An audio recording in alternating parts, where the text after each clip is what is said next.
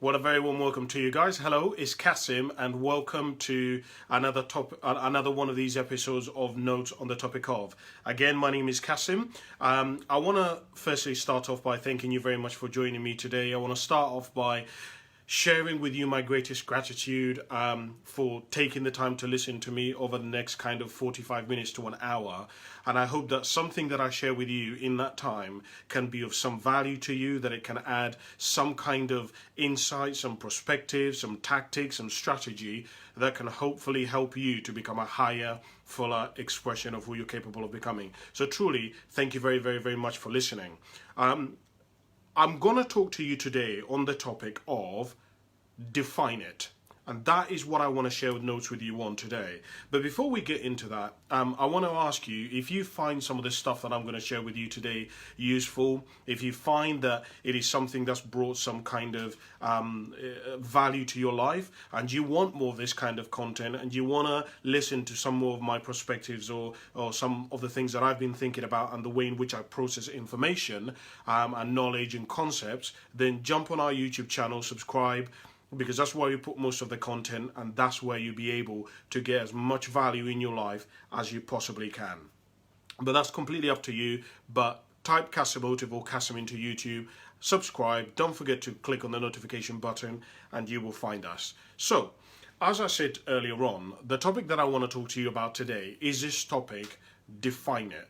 And over the next kind of 45 minutes to an hour, I want to just basically go through some of the notes that I have made on this topic, which I think is a really, really interesting and a really kind of important topic that perhaps you can begin to think about in your own life. That maybe you can perhaps begin to challenge me and ask me whether perhaps some of the things that I've come to draw or I've come to believe are not true as far as you see them. And I just really hope that they can really add some value to the quality of your life. So I want to begin by making a couple of statements, and you can make of the statements whatever you want to make of them. And then what I'll do is I'll then get into the actual notes that I have made and kind of just make my way through them. So I want to begin with a statement, which is statement number one. If you don't know what something is, you won't know it when you see it. Let me repeat that. If you don't know what something is, you won't know it when you see it. What does that mean? So that means if you don't know what success is, even if you had success right in front of you, you wouldn't even be able to say that that is success. If you don't know and you've never defined for yourself what makes an incredible life, you could be having an incredible life, but you wouldn't know that it is an incredible life because you've never defined it as being an incredible life. You may have somebody in your life who is an amazing human being, but because of your definition of what you define a good human being to be, you won't even know that you have someone great in your life because your definition of what a great life or a great person is or a great relationship is skewed. Let me take this deeper. Imagine you were brought up your entire life and you've been told that relationships never flourish. People who get married always divorce.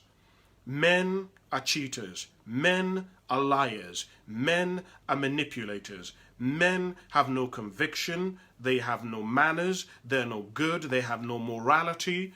Men are the scum of the earth. Now you might say, well, Kasim, that's a terrible way for somebody to be brought up.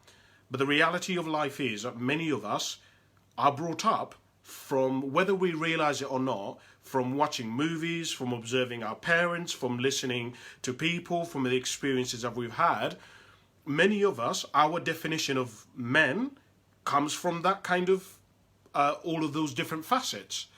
And so one of the things that's really important is if you've been brought up with that definition of what a man is, even if a man comes along and they're a good man, and they're a noble man, and they're a man who can provide, and they're a man with morality, you will actually dismiss them and not even realize their qualities because the way in which you see men is from the prism of that they're the scum of the earth, that they're liars, that they're manipulators.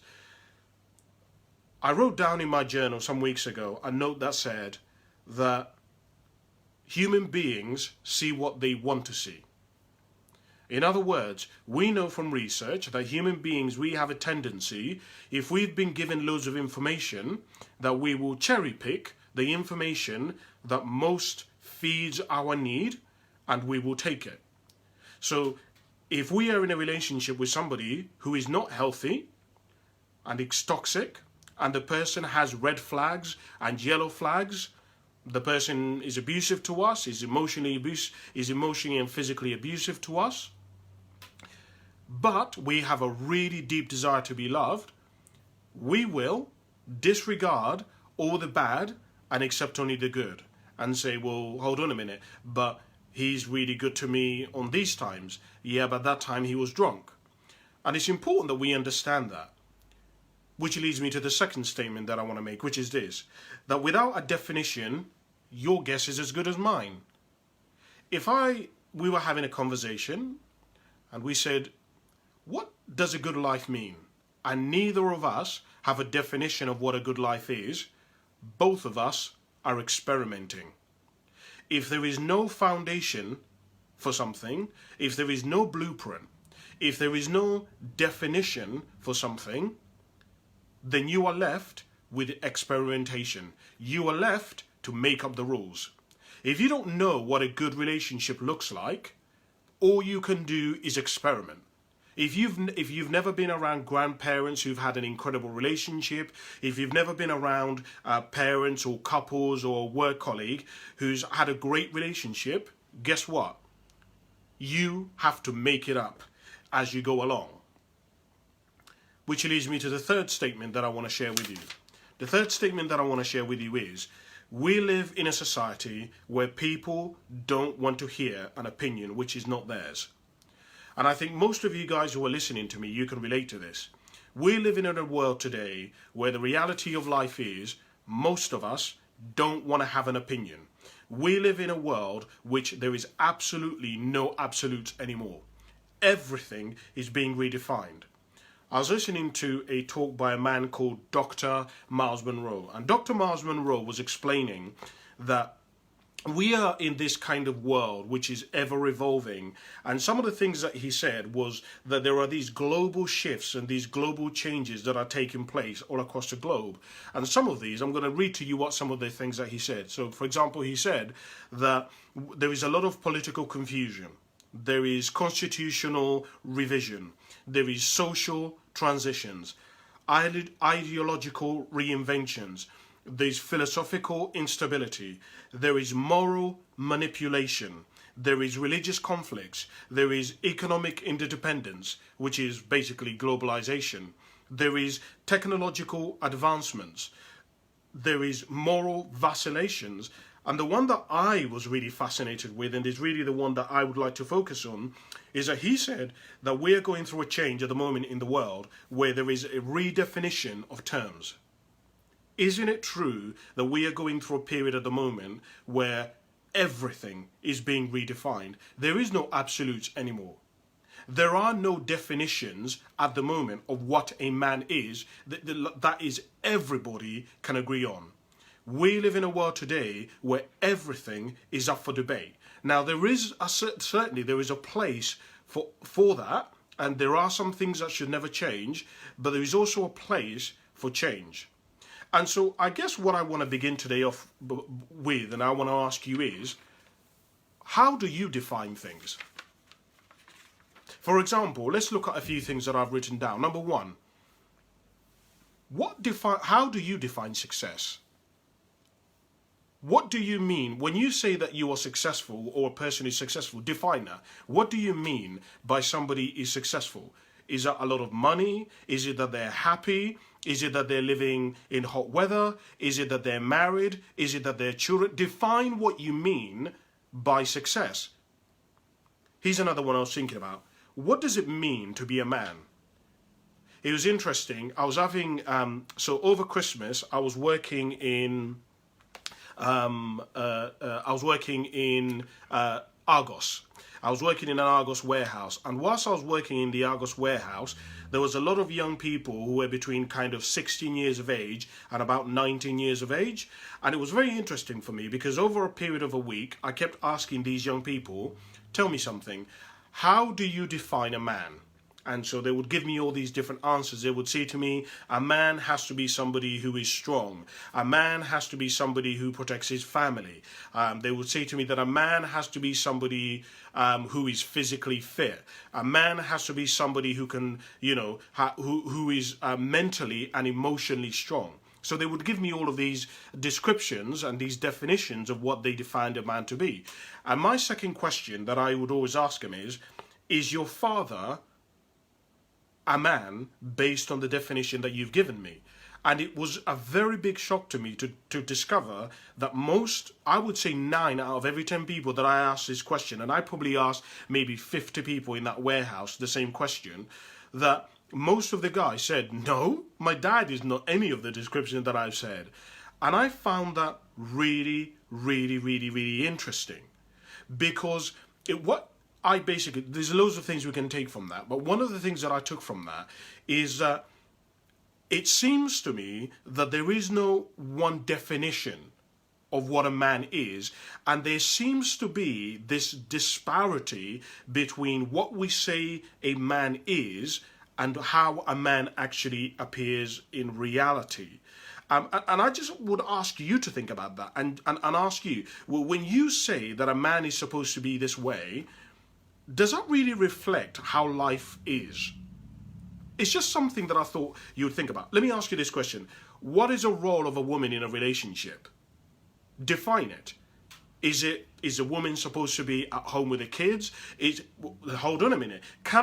Does a woman in society have the freedom and the right to be able to pursue a career and get to the highest echelons of life? Do you believe that should be the role of a woman? Okay, if two people are both working, a man and a woman, and they both have a child, and the school calls up and they says your child is got into an accident, which one of those should be the one that goes and picks up the child? Should it be the father, or should it be the mother who goes to the school? How do you define that? Let me go further. Tell me what you define evil to be.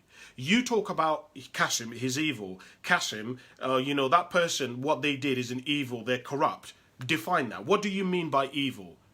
Is it evil for somebody to cheat on their pregnant wife? Because I read statistics that told me that most infidelity or cheating from a male's perspective actually happens when the woman is pregnant. Most men cheat when their missus is pregnant. Now, I ask myself, is that would you constitute that as somebody being evil? Or would you say, well, Kasim, that guy is just an idiot? Or would you say, well, Kasim, that guy is just clearly not got character? Or Kasim, actually, that guy just hasn't been brought up in a good family household. No, Kasim. It's not that he's a bad guy. It's just that the guy still hasn't matured in his thinking. He hasn't made sense of what is going on with him. No, Kasim, he's just impulsive. No, Kasim. The guy just hasn't got discipline. I don't know. How do you define that? Tell me what you define evil to be. Would you say that somebody... Is there different levels of evil? So, for example, if somebody rapes somebody who is a man, is it to the same degree as if they rape somebody who is a woman? Okay, let me take this further. When you talk about evil, are you saying that evil is something that exists in everybody? Or are you saying that evil is something that people kind of have to enact? In other words, you have a decision, right, between do I go and rob a bank, or do I go and kill somebody, or do I not? And even though you may be enraged, you have a choice. Well, how do you define that? Let me take this further. You talk about that's too far. Tell me how you define too far to be. Because I hear loads of people saying, Kasim, what he or she did, that went too far. How do you define too far?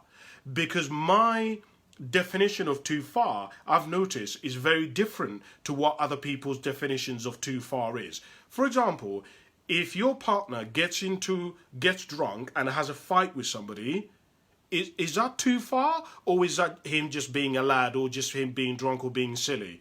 How do you define that? Let me take this further. What is love to you?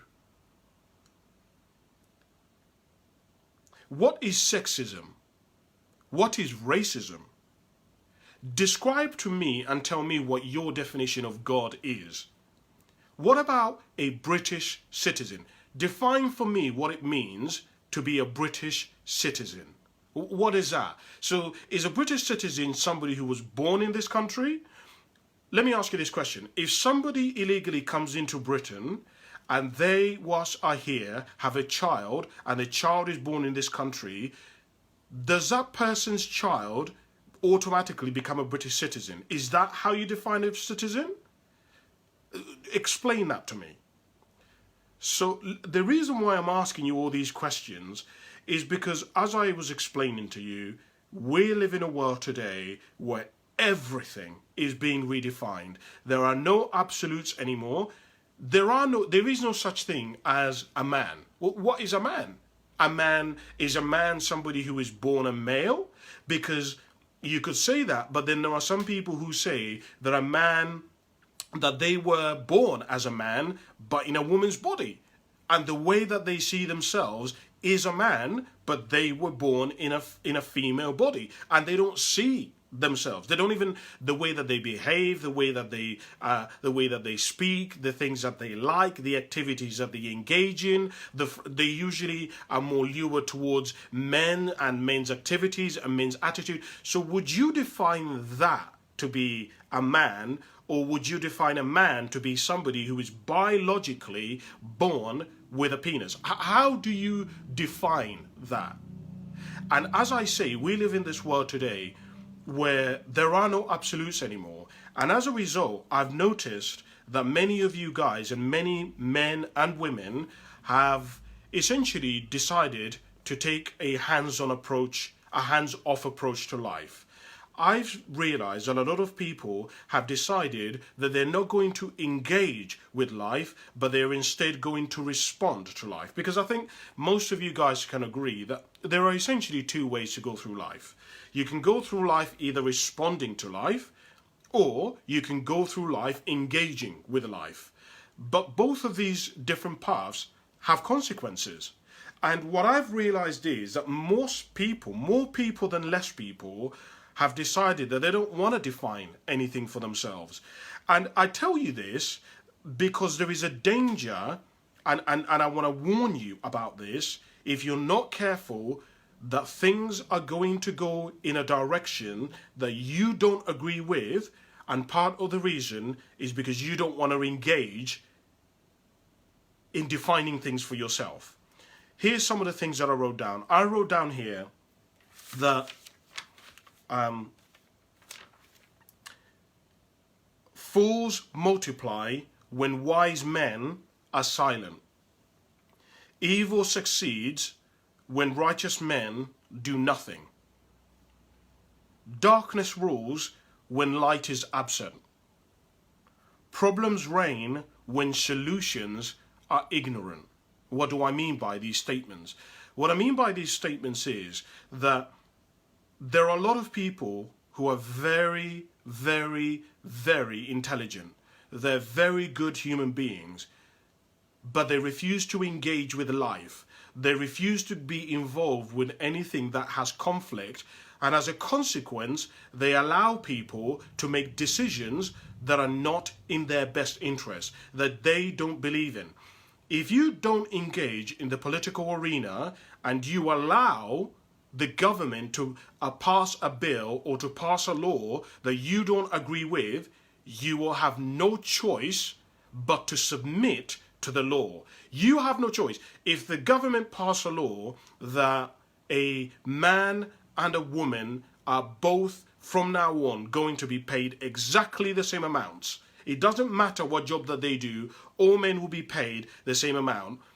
If you don't stand up and say you don't agree or disagree with that, the law will be passed and you will have no choice but to submit to it. Now, I'm not saying that men and women shouldn't be paid, of course, the same money. That's not what I'm saying. But what I'm saying for you is, have you defined for yourself how much a man and a woman should be paid?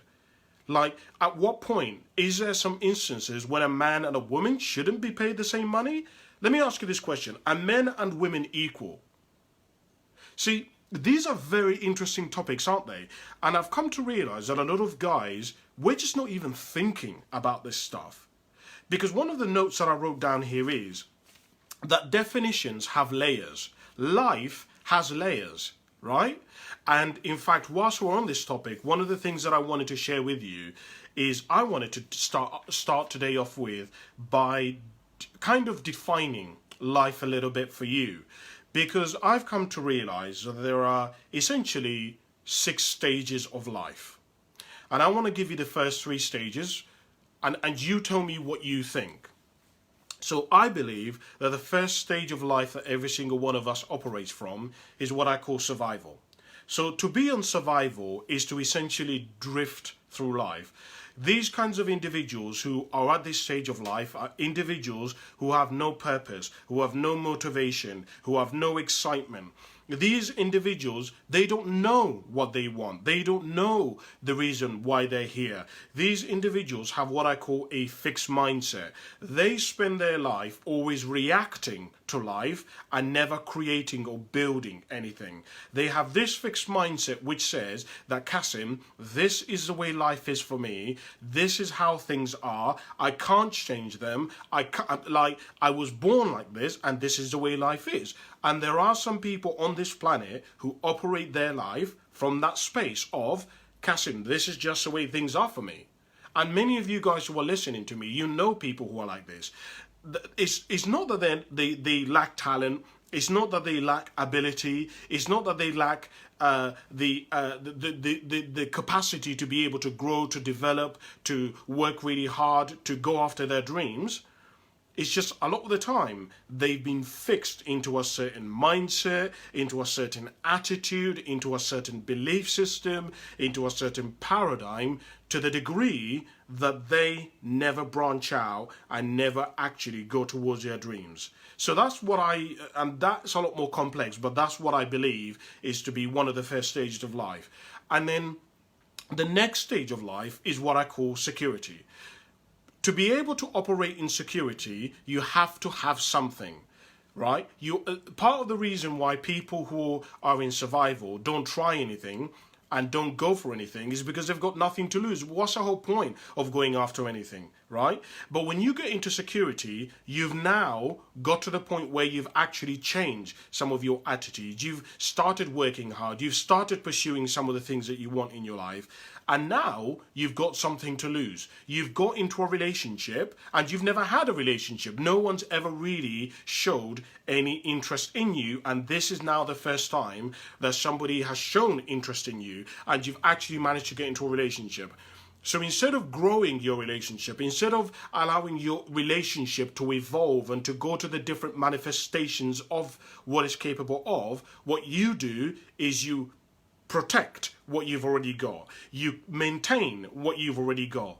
This is the kind of person who sees the world in what I call, so when you're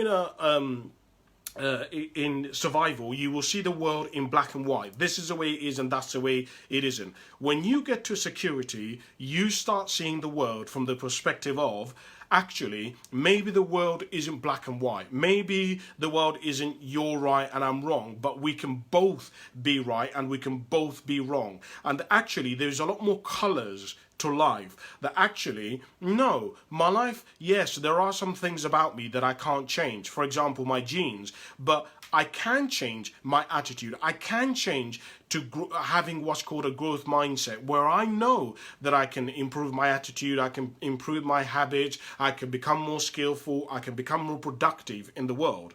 That I can actually, I'm malleable, that I can actually get better, that I can actually improve, that there is a certain flexibility about me and that I'm not a fixed asset.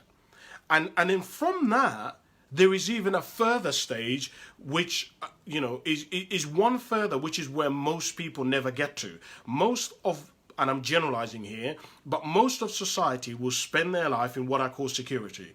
But beyond security, there's another life, and many people who are in security, if you ask them, how is everything, man? They'll say to you, it's fine, it's not that bad. But that kind of response and that kind of answer is really the telltale that that person knows that there is something higher, there is something more, that there is a higher level of consciousness, a higher level of being that they can be operating on, but they just don't know how to do it. And part of how you do that, and is really the point of why I'm telling you this, is the person has to start redefining life for themselves.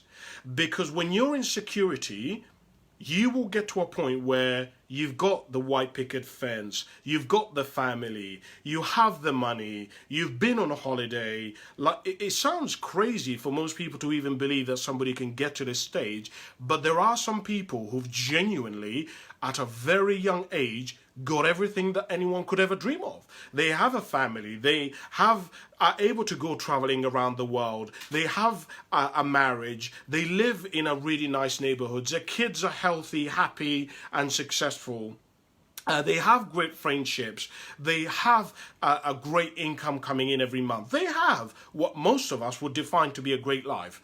But as I say, there comes a plateau where you start asking yourselves, and this is what I started talking about earlier on, that there are layers to life. You start asking yourself some different types of questions. You start asking yourself deeper questions. You start all of a sudden unpeeling and pulling back all the layers of life, and you start asking questions like, why am I here?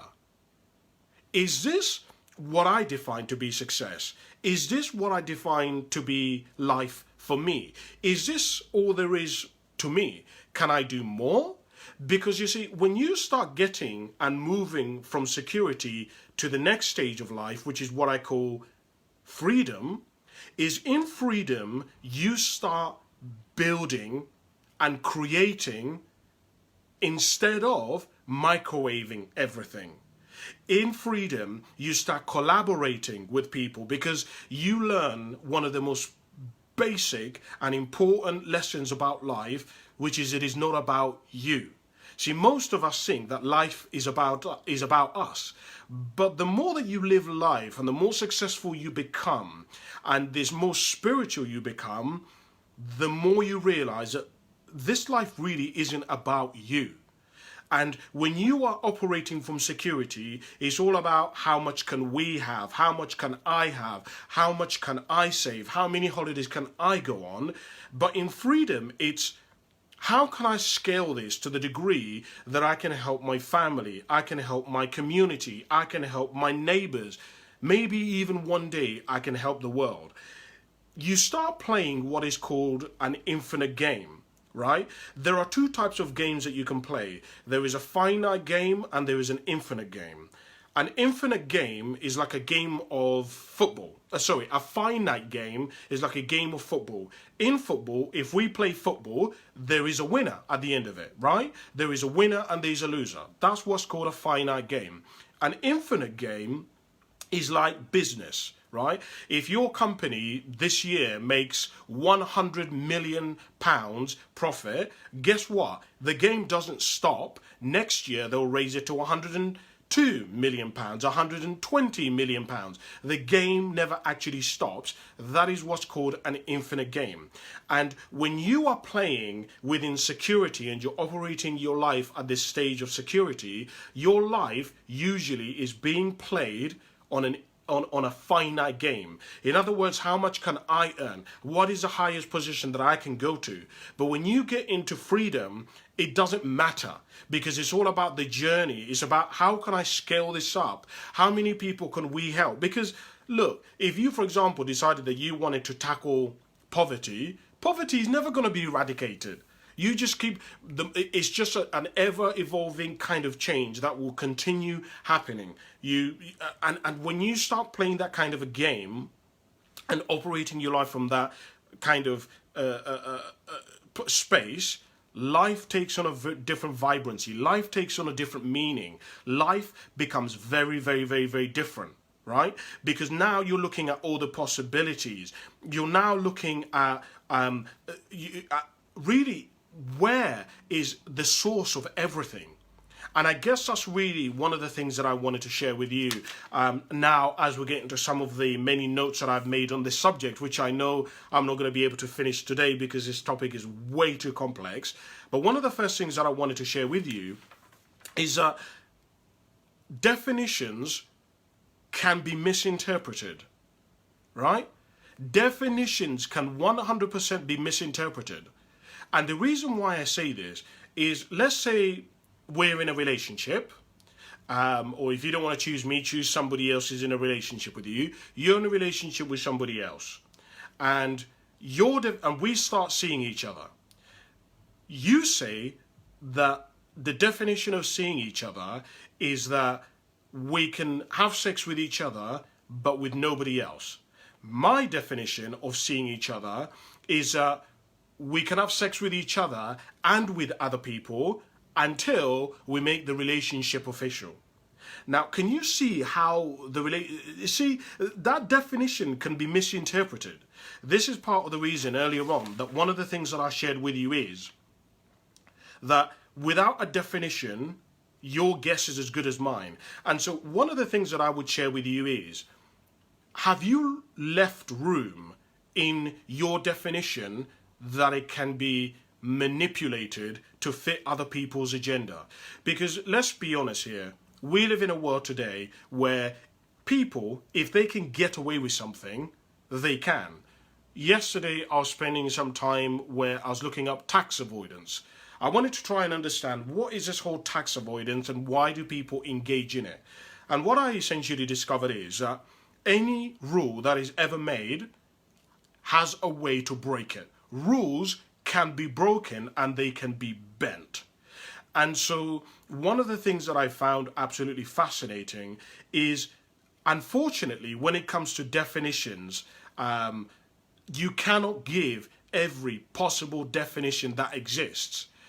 And so because you cannot have every single definition of something, it means that there is usually room for people to misinterpret what you've said. It means that there's usually room for people to give their own interpretation of something.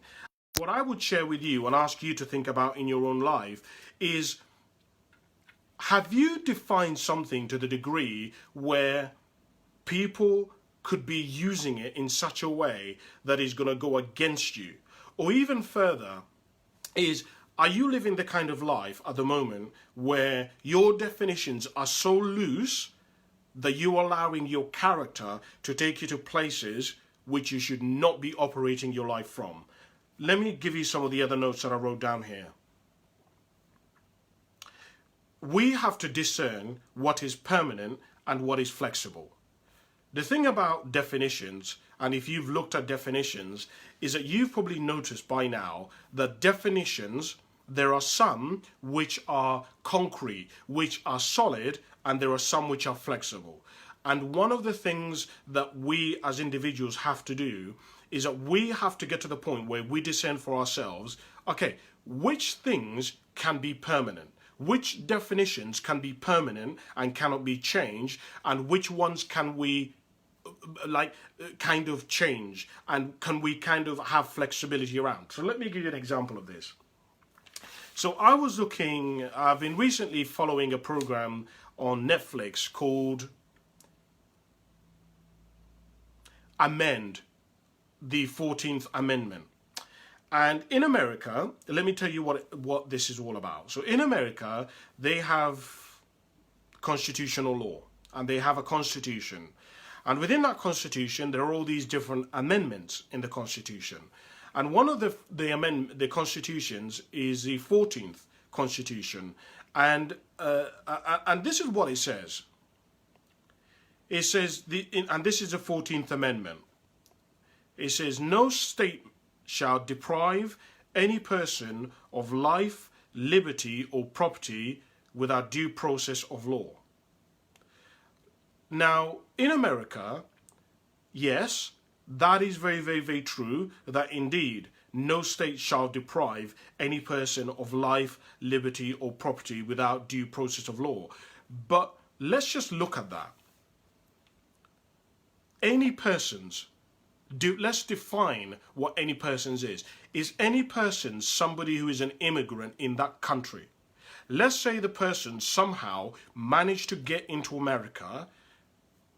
Does that constitution and that law still apply to somebody who is not a citizen of that country? What about if the person was involved in a terrorist act? Does that still protect that person? And these are some of the questions that I think are really, really, really, really important. You know, I'm telling you all this stuff because part of the reason why I'm telling you this is because we're living this era, which the late Peter Drucker called the era of the 3 C's, which is accelerated change, overwhelming complexity, and tremendous competition, right? And we're living in this era where more and more and more I'm finding that the problem in the world is no longer facts. The problem in the world is no longer information or knowledge. The problem in the world now is really a morality problem.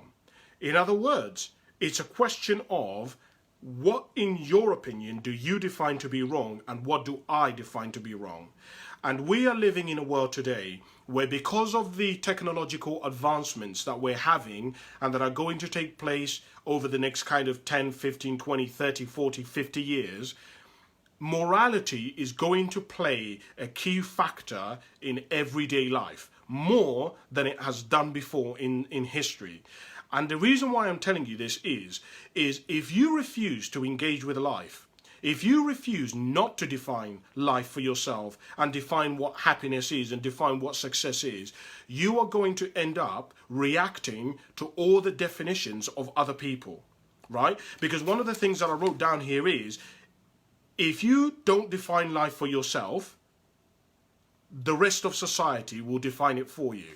And we're getting to a place now where we are going, for example, we as human beings are going to have to program a car to differentiate between, if, I don't know, God forbid there is an accident and the car has a choice between running over a woman who is pregnant versus a child who's on their bike, which one should it run into? Now, you might say, well, Kasim, that's clearly obvious. It should just swerve whatever. But the car has to make a decision. And you may say, well, Kasim, that's never going to happen. But the reality of life is, this is what we're going to have, automated cars. And the car is going to have to make a decision between which one of these different areas to operate in. And as human beings, we are going to have to be the ones that program it.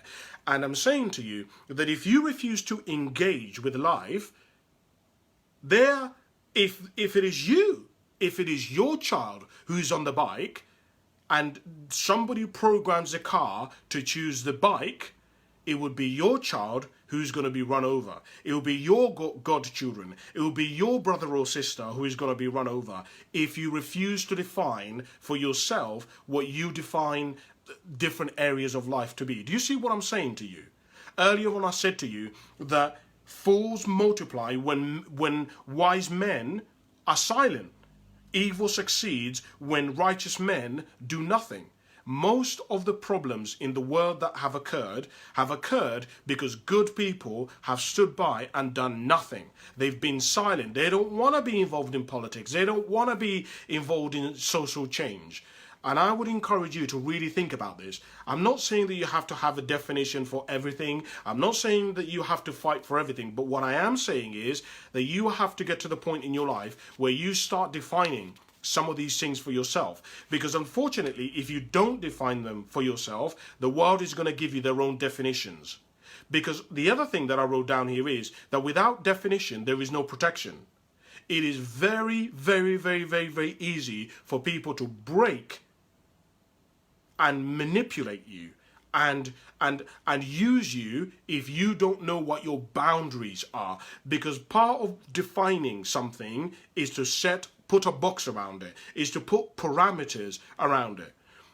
I was writing in my book that I've been writing on conditioning that a lot of people end up in relationships where they're in an abusive relationship, and part of the reason why they end up in that relationship, I said part of the reason, I didn't say it was the whole reason, I said part of the reason is because they never saw the red flags.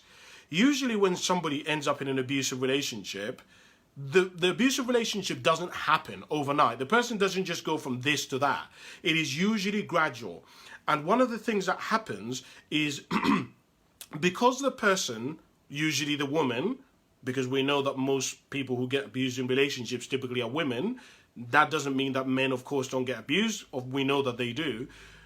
The woman usually has had all these red flags, these yellow flags. The guy gets angry all the time. The guy goes out and gets really drunk and punches things. All of these different signs have been there, but the person didn't pay attention to the signs. And part of the reason is that they never defined for themselves, okay, I understand that marriage is supposed to be wonderful and that actually when I choose somebody, they're going to be there for me. But I've also got to be conscious that people do change. People can be great at first and then they can go crazy later on. People can lie. People can be genuine at first and then later on they can their true colors can come through. And so we have to be careful in our definitions, in having the understanding that life can change, that people can change. In fact, one of the notes that I wrote down here was that there has to be room in your definition for life. What does that mean? That means that it's okay for you to define whatever life is, whatever a great relationship is, whatever health is, but there has to be some room in your definition for life. For example, look, if you've defined from a young age, you've defined that a good life means that you reach the highest echelons of life, right? You become the best of the best of the best, but now you've got to the point where actually family has become more important to you. You've wanted to become the very, very best, but your mother's got dementia. Actually, you've now realized that you would much rather look after your mum than send her in a nursing home versus becoming the very, very, very best in your arena. And that's why I say that there has to be some room in life for, and in your definition for life, for improvisation, right? To allow there to be room for your life to breathe. Because if there isn't that flexibility and that malleability, you end up getting in this situation where you end up becoming the bad guy, because anything that doesn't fit within that parameter all of a sudden is evil to you.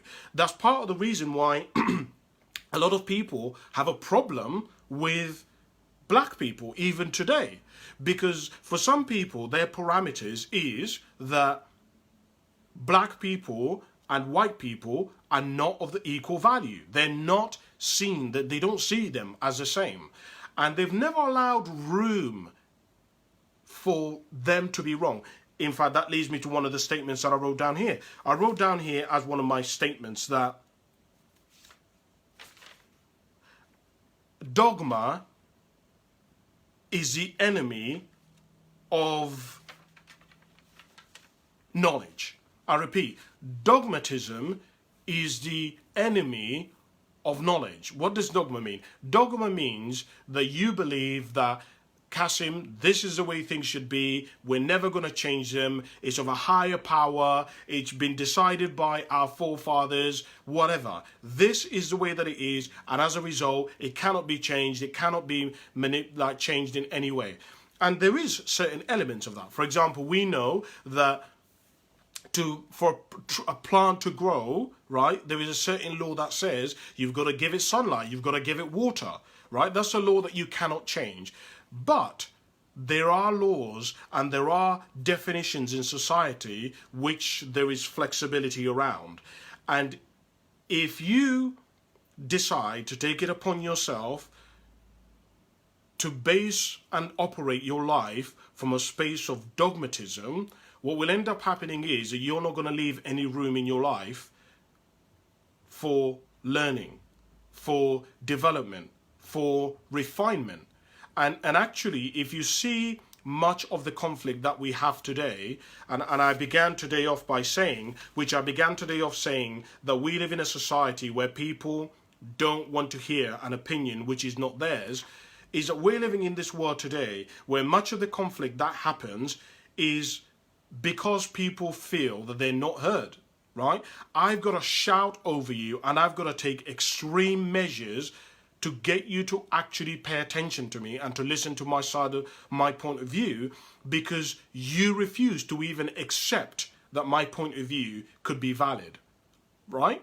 And that is where the center of so many of the problems that are occurring in society today, and the conflict that is happening on a economical, on a spiritual, on a political, on sort of a social level.